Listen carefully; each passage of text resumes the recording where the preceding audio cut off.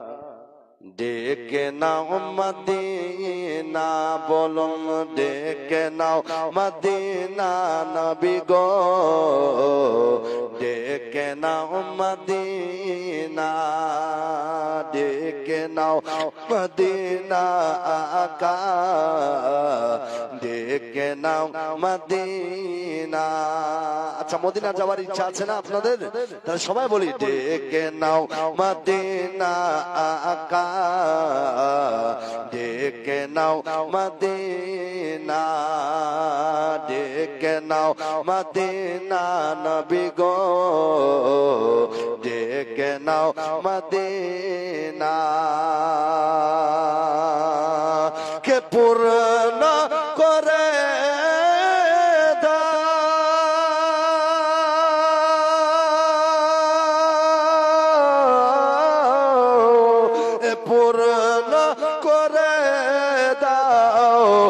মনেরি বাসনা সুবহানাল্লাহ সুবহানাল্লাহ। ডেকে নাও মদিনা নবী গো ডেকে নাও মদিনা জোর ডেকে নাও মদিনা। ওই বলতে পারছে না মদিনা ডেকে নাও মদিনা ডেকে নাও মদিনা নবী গো ডেকে নাও মদিনা।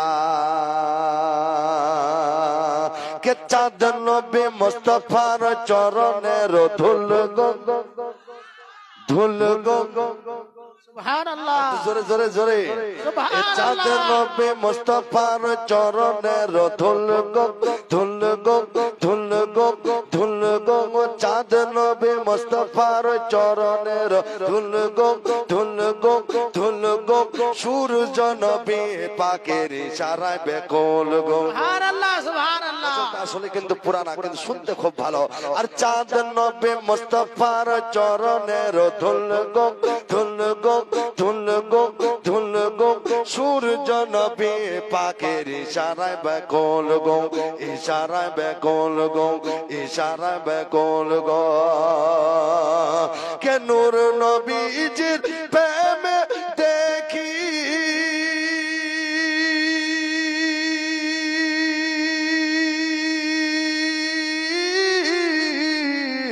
আর নূর নবীজির প্রেমে দেখি নূর নবীজির প্রেমে দেখি আর জামানা দিওয়ানা সুবহানাল্লাহ সুবহানাল্লাহ। মহব্বতে বলি সুবহানাল্লাহ। ডেকে নাও মদিনা আকা ডেকে নাও একটা জবান বন্ধ থাকবে না সবাই পড়বেন ডেকে নাও মদিনা মাওলা ডেকে নাও মদিনা। আর বহুদিন আশা আমার মদিনা যাইব সুবহানাল্লাহ সুবহানাল্লাহ। হাতখানা উঠাবো সবাই সুবহানাল্লাহ বলবেন কারণ আমার জাহিদুল ভাই এবং হাফেজ সাহেব ও খাস করে আমার ভাইজান আলহামদুলিল্লাহ ভিডিও করতেছে সারা বিশ্বের মানুষ দেখবে যে আজকে চেতনাগঞ্জ আলা হযরত জামে মসজিদের উন্নতি কল্পে যে চেতনাগঞ্জে জালসা হচ্ছে সমস্ত মানুষ নবীর আশিক হয়ে হাত তুলে বলেছে সুবহানাল্লাহ জোরে বলি সুবহানাল্লাহ। আগা বহুদিন আশা আমার মদিনা যাইব যাইব যাইব যাইব যাইব যাইব বহুদিন আশা আমার মদিনা যাইব গুম্বাদে খাজরাত দর্শন করিব। আগাম বহুদিন আশা আমার মদিনা যাইব যাইব যাইব যাইব গুম্বাদে খাজরার দর্শন করিব দর্শন করিব দর্শন করিব দর্শন করিব দর্শন করিব। কে রোজা পাকে জিয়ারতে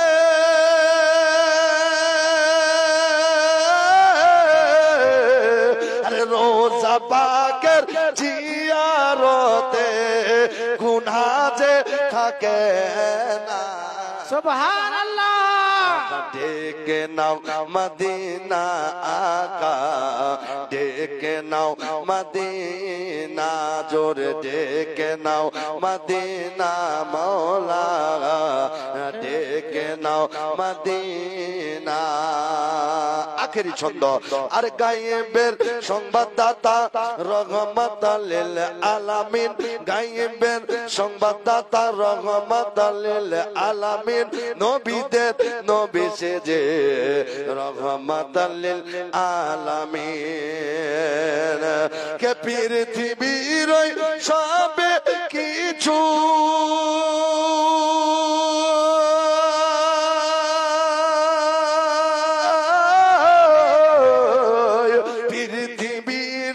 সবে কিছু আছে তাহার জানা সুবহানাল্লাহ সুবহানাল্লাহ ডেকে নাও মদিনা মওলা ডেকে নাও মদিনা মহব্বতে বলি সুবহানাল্লাহ যেহেতু আমি একটা মদিনার সম্বন্ধে নাত বললাম আরেকটা আমি ভোজপুরি আপনাদের দিয়ে যাচ্ছি একবার জোরে বলি আখাবারায় রবিউল আউয়াল আইলেন সুবহানাল্লাহ সুবহানাল্লাহ শুধু এই যুবক ভাইদের জন্য কারণ নাত আপনারা কালকে খুব কম শুনেছেন আজকে আমি দুই একটি নাত পড়বো তারপর ইনশাআল্লাহ দুই একটি কথা বলে নিজের বক্তব্য ইতি করব মহব্বতে জোরে বলি তো মুখ খুলে একবার সুবহানাল্লাহ মাশাআল্লাহ একবার সুবহানাল্লাহ বলবেন তো জান্নাতে আপনার জন্য একটা গাছ লেগে যাবে আবারাই রবিউল আউয়াল আইলান আইলান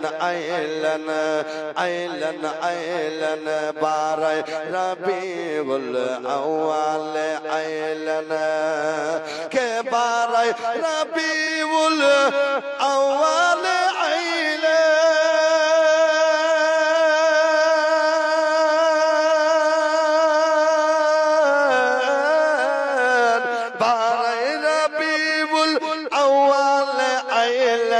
और दिन वासमवार हो और दिन वासमवार हो अरे मक्का शहर में पैदा हैलन मक्का शहर में पैदा हैलन नबियों के सरदार हो बारह रबीउल अव्वल आइलन आइलन आइलन आइलन आइलन बुढ़िया की गठरी सर पर लेकर सुभानअल्लाह अरे बुढ़िया की गठरी सर पर लेकर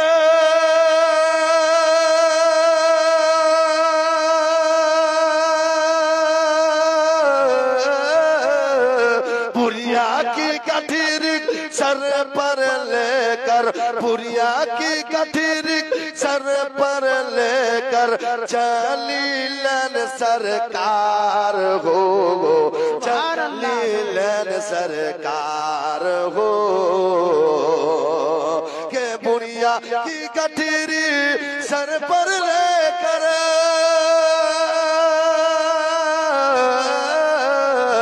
बुढ़िया की गठरी सर पर लेकर चलीलन सरकार हो चलीलन सरकार हो तो पकड़ कर बुढ़िया बोली तो पाँव पकड़ कर बुढ़िया बोले पाँव पकड़ कर बुढ़िया बोले कलमा परो तो हार हो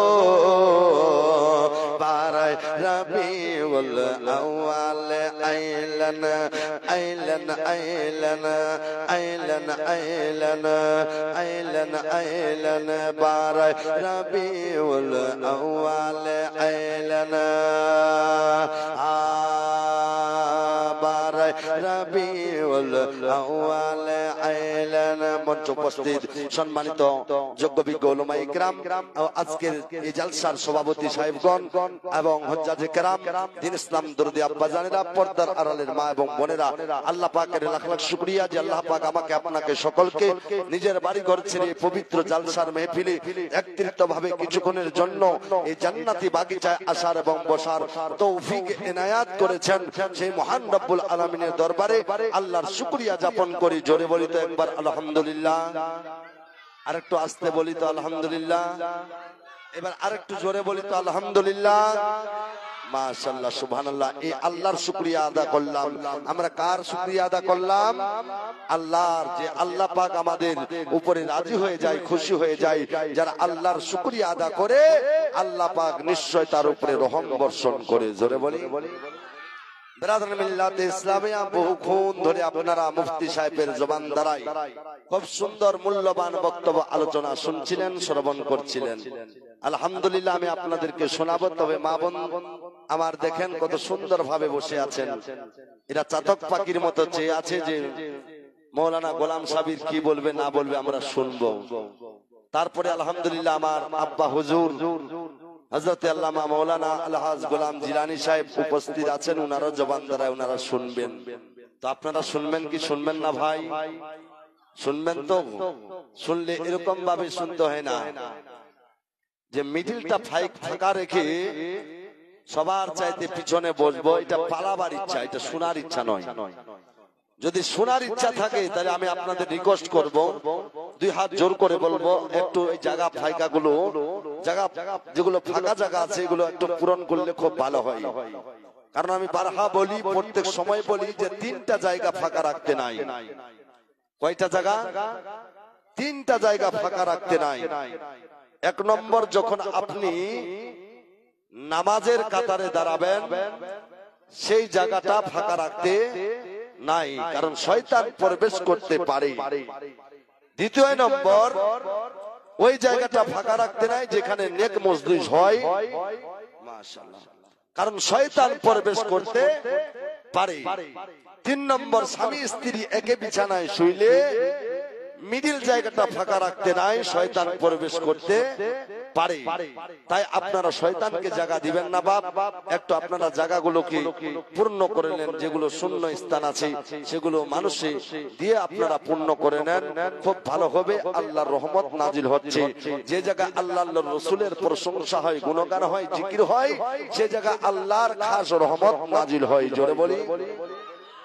আপনারা রহমতের সামিয়ানার ভিতরে আছেন, ভাববেন যে আমরা একটা জালসার প্যান্ডেলে আছি, কিন্তু আজকের মেহফিলে অগণন ফেরেশতা আমার আপনার নামে আমলে লিখছেন। কে কি করছে জালসা শোনার কথা বলে বাড়ি থেকে এসেছেন, আসার পরে ফের আবার দেখছি ছটপট করে।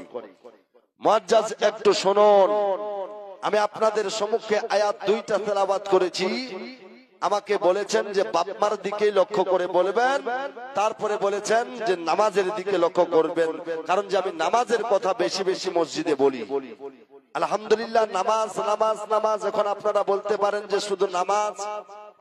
আসলে আপনি বাপমার খিদমত করবেন, আলাদা স্বভাব পাবেন।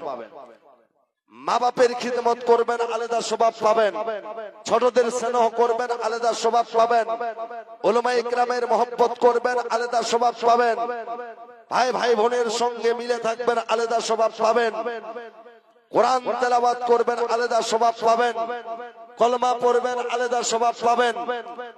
কিন্তু বেরাদার, যত সমস্ত নেক কাজ আপনারা করেন, আলাদা আলাদা স্বভাব পাবেন।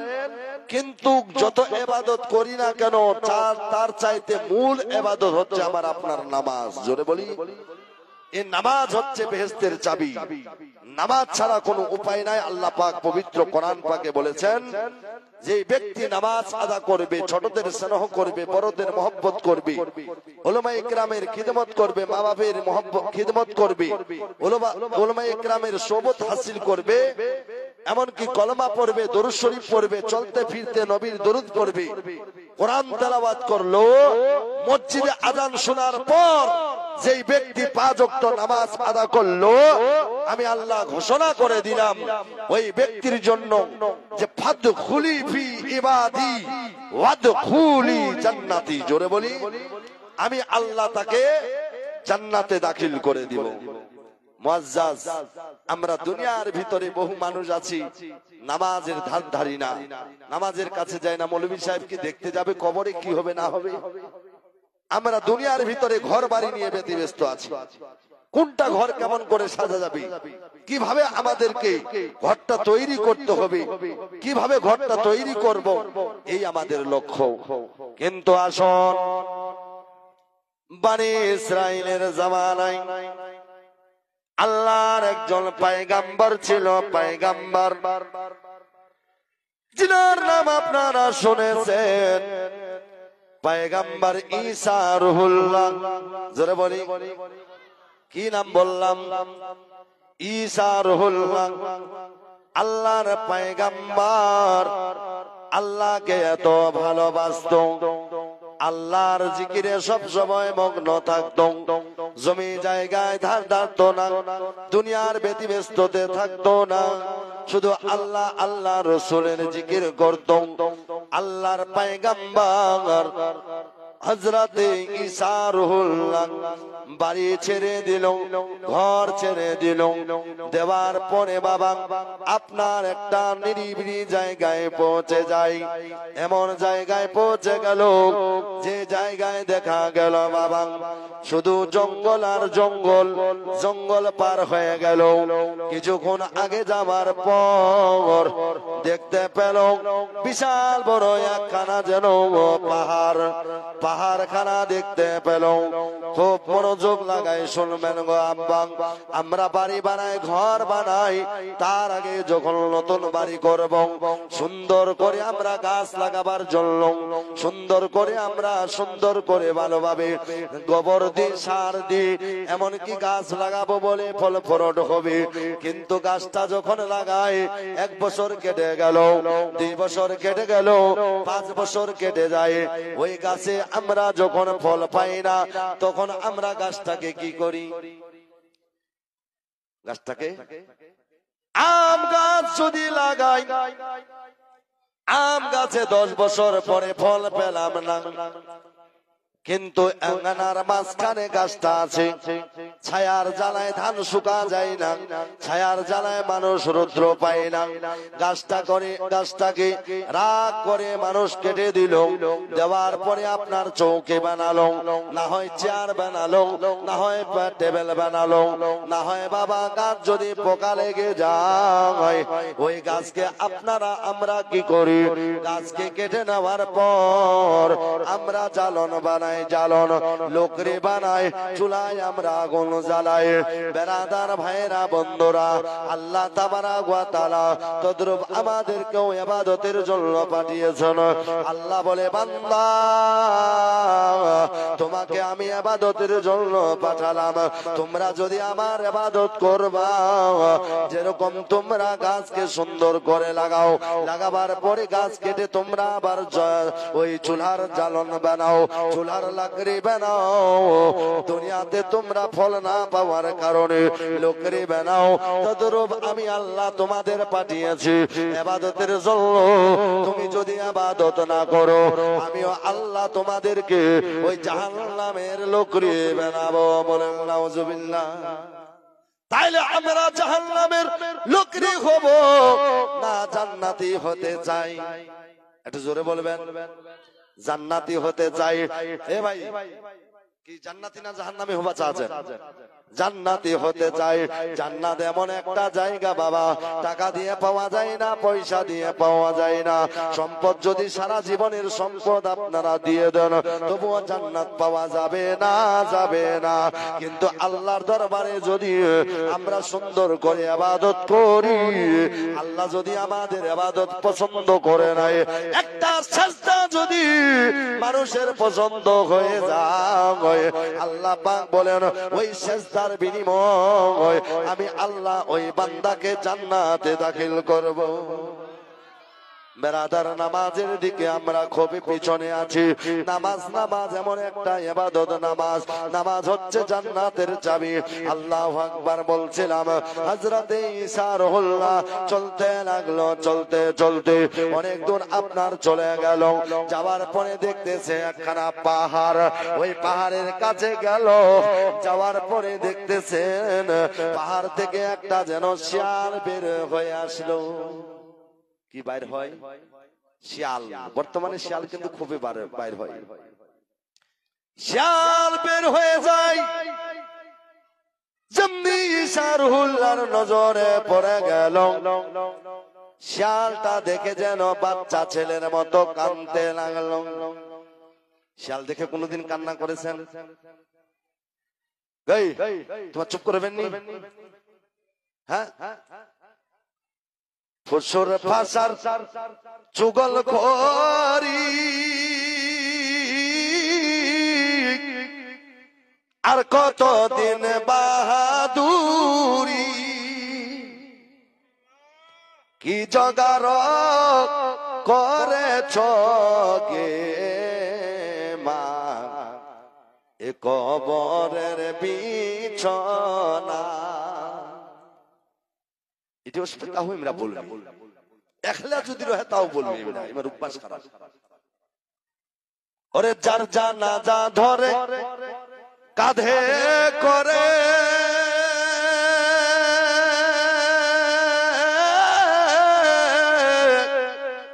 ওরে নিয়ে যাবে বারাতি হয়ে, যার জানাজা ধরে কাঁধে করে আর নিয়ে যাবে বারাতি হয়ে, ওরে জানাজা হয়ে দিবে মাটি, সবাই ফিরে আসবে বাড়ি। ও তোর বেটা ভতিজা কেউ সঙ্গে যাবে না,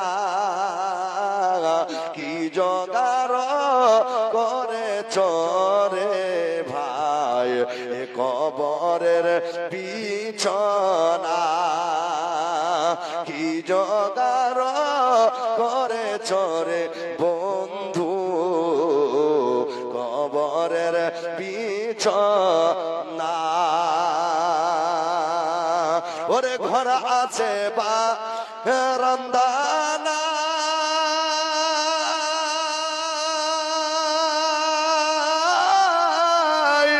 আরে কোন দিকে খিড়কি নাই, ও তোর বেটা ভতিজা সবাই যাবে, এর বেটা ভতিজা সবাই যাবে, কেউ তো কথা বলবে না, কি জোগাড় করে চরে বন্ধু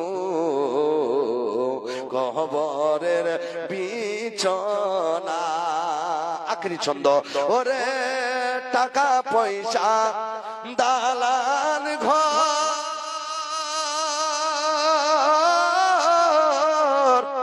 আর চোখ মুন দিলে হবে সুবহানাল্লাহ। ওর চোখ মুন দিলে সব হবে পরে পর।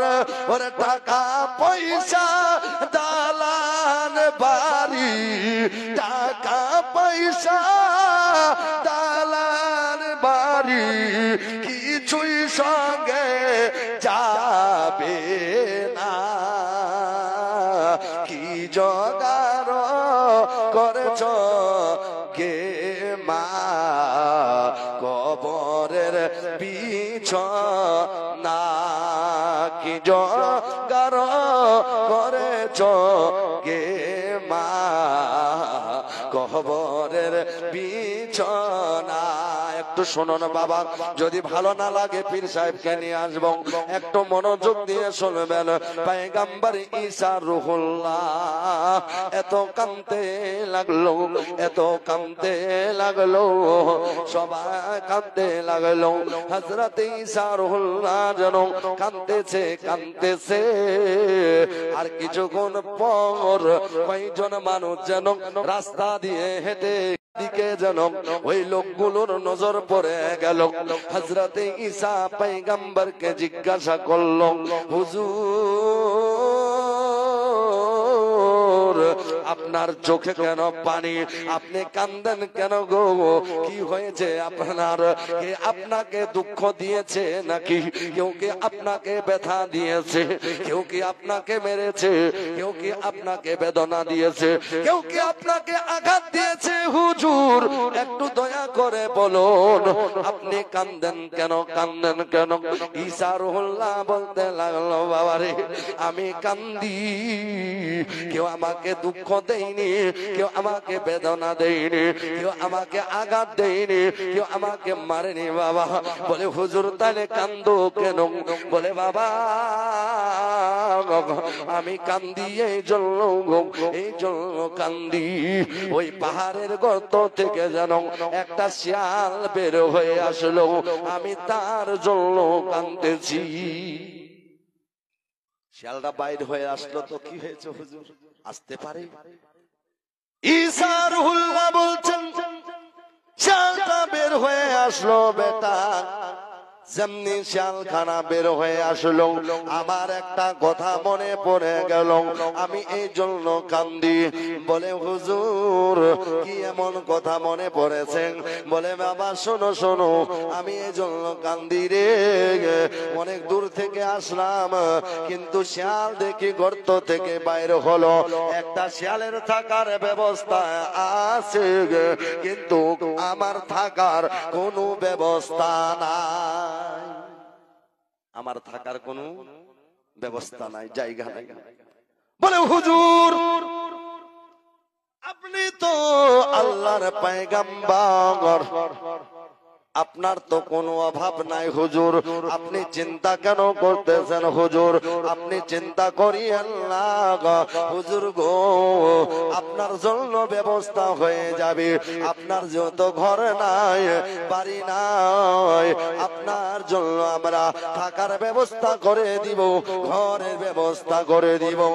ঈসা রুহুল্লাহ বলতে লাগলো, বাবু সোনারে তোমরা কি সত্যি আমার জন্য ঘর বানাইয়া দিবে? সত্যি কি আমার জন্য বাড়ি তৈয়ার করতে পারবে? বলে হ্যাঁ হ্যাঁ হুজুর, আপনি তো আল্লাহর পয়গম্বর, আপনি যদি অর্ডার করুন আপনার জন্য বহুত শাহেনশাহ বাড়ি তৈরি করে দিব, দালান বাড়ি বানিয়ে দিব, থাকার কোনো অভাব হবে না। পয়গম্বর ঈসা রুহুল্লাহ বলতে লাগলো, বাবা শোনো শোনো, যেহেতু তোমরা আমার জন্য ঘর বানাতে পারবে, বানাতে তো পারবে ঠিক, কিন্তু ঘর বানাই দিলে আমার কথা অনুযায়ী তোমাদেরকে ঘর বানিয়ে দিতে হবে, তাইলে আমি তোমাদের ঘরে থাকবো, নইলে থাকবো না। বলে হুজুর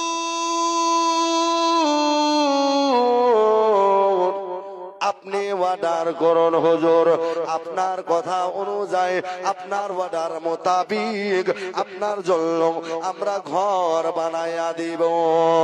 ঈসা নবী বলতে লাগলো, বাবা তাহলে ঠিক আছে, যাও যাও যাও, ওই যে দরিয়াটা দেখতে পাচ্ছ, ওই যে নীল নদীটা দেখতে পাচ্ছ, ওই নীল নদীর উপরে তোমরা চলে যাও।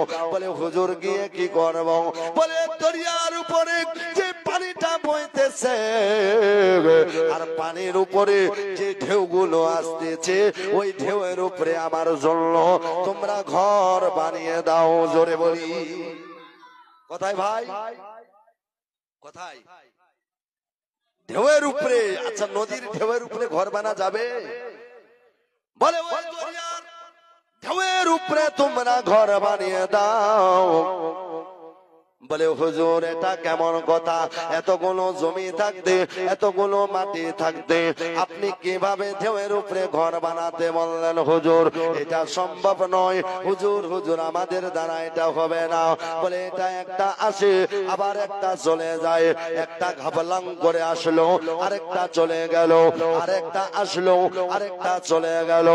ঈসা নবী বলতে লাগলো বাবা শোনো শোনো, ঢেউয়ের উপরে যেহেতু তোমরা ঘর বানাতে পারবে না, ঘর বানায় কোনো লাভ নাই, তাইলে আমি বলে দিই দুনিয়াতে থাকার জন্য ভালো ভালো ঘর বানায় কোনো লাভ নাই। দুনিয়াতেও ভালো ঘর বানায় কোনো লাভ নাই। একটা যায় একটা আসে, একটা যায় একটা আসে, নানা যায় নানা যায় তো নানিও চলে যায়, নানি যায় তো নানাও চলে যায়, বাপ যায় তো মা চলে যায়, মা যায় তো বাপ চলে যায়, ভাই চলে যায়, বোন চলে যায়, দাদা চলে গেছে, নানা চলে গেছে, নানি চলে গেছে, আব্বা চলে গেছে, কলিজার বোন চলে গেছে, আদরের ভাই চলে গেছে, কিন্তু আমাকেও আপনাকেও যেতে হবে কি না বাবা?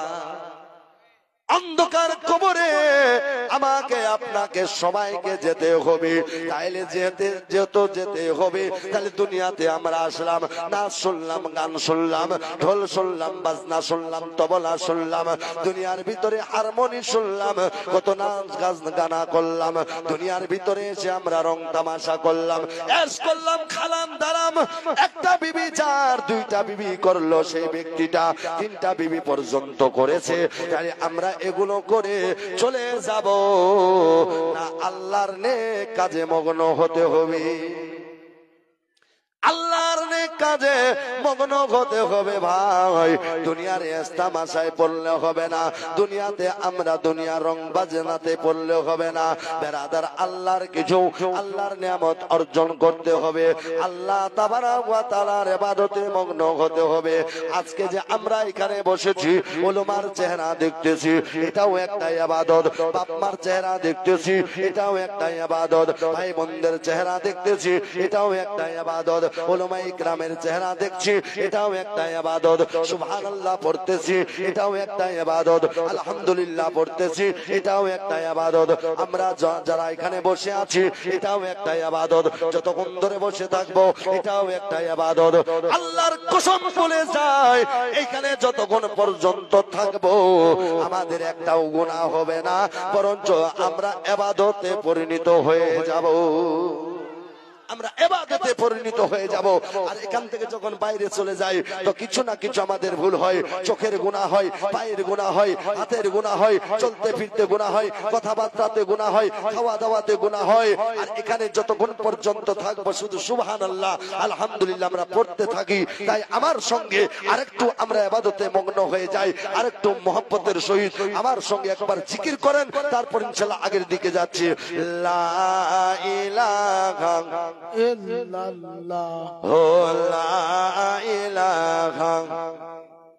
এতলা লোকের আওয়াজ দেখেন কারি কিরকম, আল্লাহু আকবার, জোরে জোরে লা ইলাহা, দিল দিয়ে লা ইলাহা, জিকির করলে কলব পরিষ্কার হয়ে যায়, লা ইলাহা, আরো জোরে লা ইলাহা, লা ইলাহা, লা ইলাহা, লা ইলাহা। ও ভাইজান বঙ্গরে মদিনা আমরা কেমন যাব জানি না, জোরে বঙ্গরে মদিনা আমরা কেমন যাব জানি না। দয়া করবে মোদের মওলা, দয়া করবে মোদের আল্লাহ, পুরাবে মনের বাসনা, লা ইলাহা। মাশাআল্লাহ মাশাআল্লাহ, কত সুন্দর জিকির, লা ইলাহা, লা ইলাহা,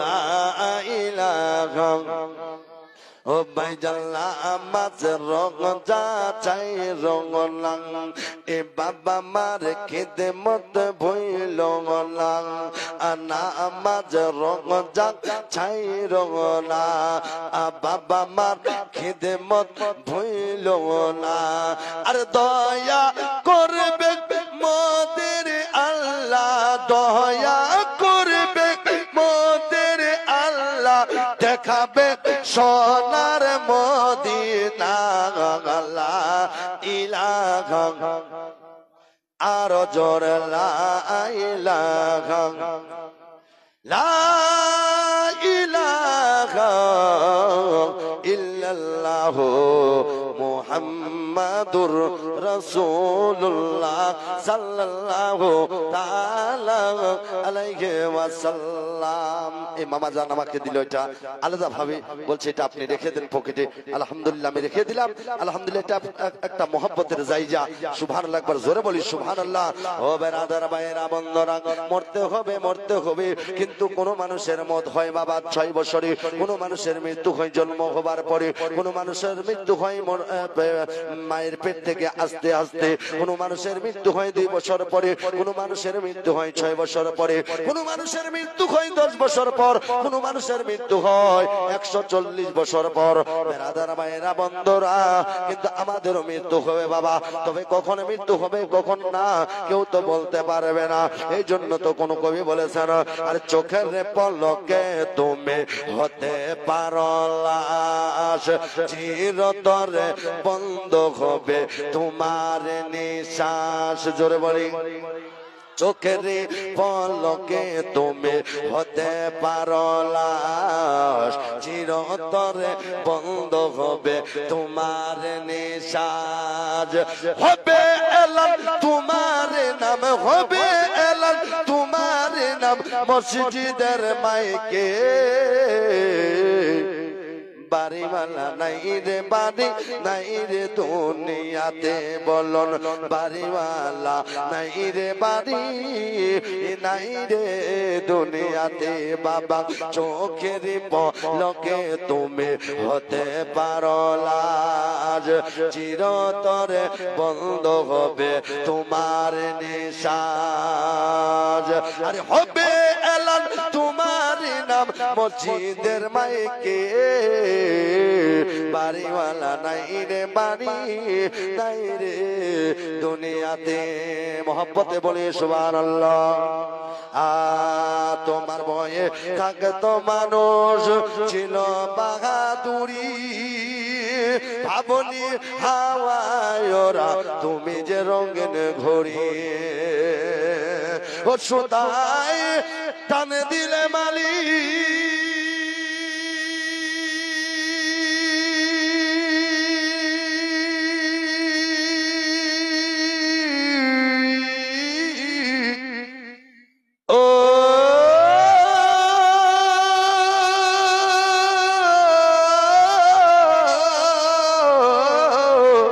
সুতায় টান দিলে মালিক, সুতায় টান দিলে মালিক, আরে পারবে না থাকিতে, বাড়িওয়ালা নাই রে বাড়ি নাই রে দুনিয়াতে। শুধু আপনাদের জন্য এই গজলগুলো পড়ছে বাবা, বাড়িওয়ালা নাই রে বাড়ি নাই রে দুনিয়াতে। ও বাবা চোখের পলকে তুমি হতে পারো লাশ, চিরতরে বন্ধ হবে তোমার নিঃশ্বাস। আরে বাড়ি গাড়ি মেল ফ্যাক্টরি টাকার পাহাড়, বিলাসিতায় কাটেছে দিন কত অহংকার। আরে বাড়ি গাড়ি মেল ফ্যাক্টরি টাকার পাহাড়, বিলাসিতায় কাটেছে দিন কত অহংকার। ও ভাই দামি কাপড় ছেড়ে হবে,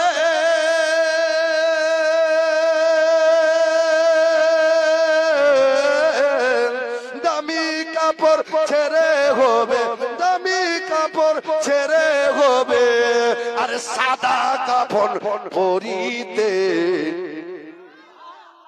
বাড়ি মানা নাই রে বাড়ি নাই রে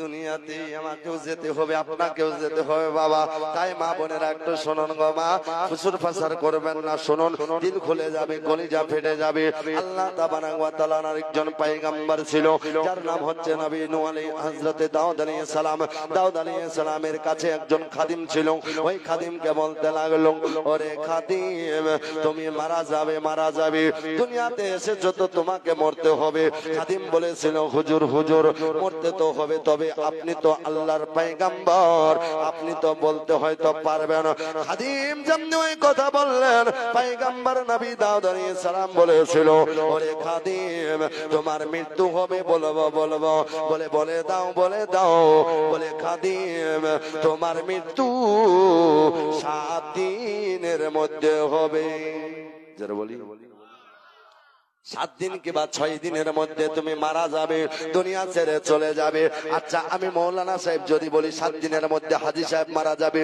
7 দিনের মধ্যে আইনুল সনবাব মারা যাবে 7 দিনের মধ্যে জয়নুল ভাই মারা যাবে 7 দিনের মধ্যে গোলাম সাবির মারা যাবে আর যদি মারা না যায় আপনারা বলেন তো মৌলানা সাহেবকে টাঙ্গাবেন না ছাড়বেন ও আব্বা জানেন মা বোনেরা কলিজার টুকরারা একটু শুনুন মহব্বতের সহিত মা আপনাদেরকে বলছি গো আম্মা আল্লাহ আল্লাহ ওই খাদিমকে বলেছিল খাদিম তুমি মারা যাবে তোমার বয়স বেশি দিন আর বাকি নয় তুমি 6 দিনের মধ্যে মারা যাবে খাদিম তখন করলো কে বাবা আল্লাহ আল্লাহ আল্লাহ খাদিমের অন্তরে আরো আল্লাহর ভয় জেগে গেল আর আমাদের ভয় নাই অন্তরে ভয় যদি থাকতো তাহলে আমরা বাড়িতে বসে থাকতাম না আল্লাহর পবিত্র ঘর মসজিদে আজান হওয়ার সঙ্গে সঙ্গে মসজিদে আমরা চলে যেতাম নামাজে চলে যেতাম এখনো পর্যন্ত চাপনা গোছের কিছু কিছু মানুষ আছে মসজিদে কতটা বড় মসজিদ বলতে পারবে না অনেক মানুষ আছে এখনো আমি চেতনা গোছের গ্রামের কথা বলছি আমার মুক্তাদির মধ্যে বলতেছি গো আব্বা শুক্রবারের ঘাসের জন্য শুক্রবারে আপনি যাচ্ছেন ওই তার ঘেরার ওপারে ঘাস কাটার জন্য খোদার কসম কাল হাসরের ময়দানে কবরে যখন আপনি যাবেন আপনাকে গাভীন গরু বাঁচাবে না আপনাকে দুধ বাঁচাবে না আপনাকে ঘাস কাটা বাঁচাবে না বাঁচাবে তো আপনাকে আমাকে আমার জানকে রক্ষা করবে তো একমাত্র আমার আপনার নামাজ আর আমরা কিন্তু বাবা ব্যতিব্যস্ত হয়ে যাই যখন ওই পাহাড় চলে গেল হেই চলে উচ্চতে আর শুক্রবার আর কি আর টুকুরবারে কি না কিন্তু মোর মা বহিলা বহুত চেষ্টা করছে আমরা বেশ আগের দিন কাপড়া ধে রাখে দিচ্ছে কাল শুক্রবার জুম্মা যাওয়া হবে এমনাতে কাপড়া ধে রাখছে ওর জানা হয়েছে যে বাবু আজ তো জাইল মস্ত এখানে লটনত ফের যাম জুম্মা তার থেকে তুই আর 4টা বাজবে তারপর যাব কি হ্যাঁ ভাই এরকম আছে না অনেক লোক আছে নাইতে আল্লাহর রহমতে আমাদের মসজিদ ভরে যাবে 140 ঘর যদি একটা একটা করে লোক যায় মসজিদ খানা একটুকু বাকি থাকবে না আলহামদুলিল্লাহ আমরা মসজিদও বানিয়েছি শান শৌকাতের সাথ নামাজিও বেড়েছি আমি চাইছি যে প্রত্যেকটা বাড়িতে নামাজি হোক আর আপনি নামাজ পড়বেন আপনার বিবি কচুর পাত্র তুলতে যাবে আপনাকে রান্না করে দিবে জিজ্ঞাসা করবেন না যে কচুর পাত্র রান্না করেছো খুব ভালো হয়েছে কিন্তু কার বাড়ি থেকে এনেছো জাম খালি আনে দিছে মজা দে পাইছে নাই খাই দেয় না কত খুব ভালো হয়েছে রে আর যে লম্বা ডিগার বাপরে বাপ কচুর পাতার সার কিন্তু কহিল কার বাড়িতে আনছি ও আব্বা জানেরা আল হক মুররুন লাউ কানা দুররান হক কথা বললে হয়তো খারাপ লাগে যেতে পারে কিন্তু বেরাদার মত কাউকে ছাড়বে না মত বার হক মত আসবে মালিকুল মত আমাদের রূহটা কবজ করবে এইজন্য তো কোন কবি বলেছেন জাহিদুল ভাইকে আমি লক্ষ্য করে কবিতা বলতেছি মরণের ওই কথা গে মা স্মরণ করনা ইজরাইলা শিলে কারো কয়ফত মানবে না সরে বলি মরণের ওই কথা রে ভাই স্মরণ করনা ইজরাইলা শিলে কারো দোহাই মানবে না বলুন দোহাই মানবে না সবাই বলবেন মরণের ওই কথা রে ভাই স্মরণ করনা ইজরাইলা ছিলে কারো দুহাই দুহাই মানবে না ও আছে তোবা নামের গাছ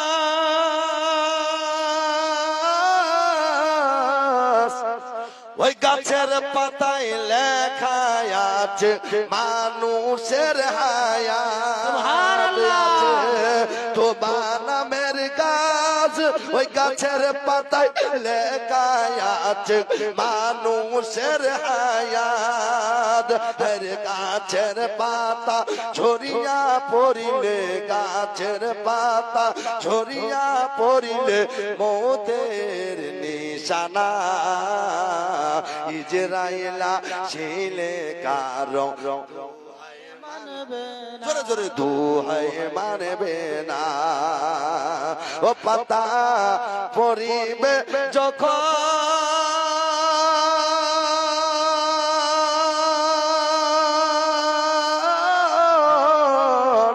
আর ইজরাইলা শিয়া ওই বান্দা বান্দির নাম পায়ে তখন পাতা জোরে বলি সুবহানাল্লাহ ও পাতা পাতা এ পাতা পড়িবে যখন নম্বর পাইবে তখন হায়রে সঙ্গে সঙ্গে মৃত্যু সঙ্গে মৃত্যু হবে সঙ্গে সঙ্গে মৃত্যু হবে সঙ্গে সঙ্গে মৃত্যু হবে আর